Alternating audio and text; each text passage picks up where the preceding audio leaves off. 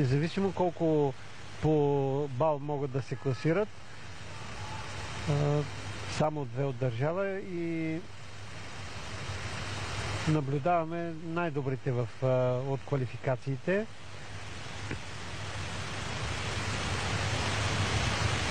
Друго характерно нещо за европейското първенство, че то е точно по средата на олимпийския цикъл и е изключително важно за ето тези момичета на тази възраст да се преборят за места в женските отбори. Тук стратезите на всяка гимнастическа нация много внимателно следят изпълненията, прави се разбора и много от тези момичета ще видим и да са живи и здрави на Олимпийските игри.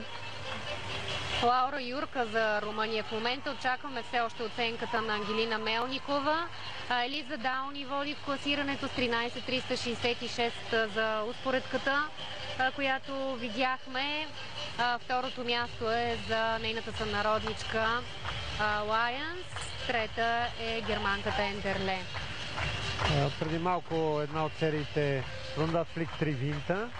Това е обтегнат задно салто с обръщане на 1080 градуса.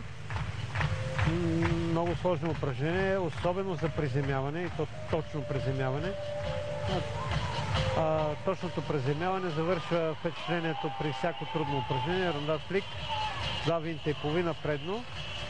Ако гимнастичката прекрачи линията, има на земята в съдийската комисия две отделни съдийки, които са в двата противоположни ъгъла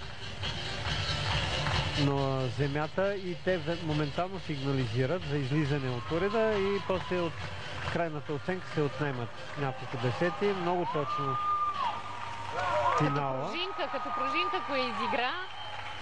Сериозна така румънска гидка, виждам това си да бъде наблюдавано.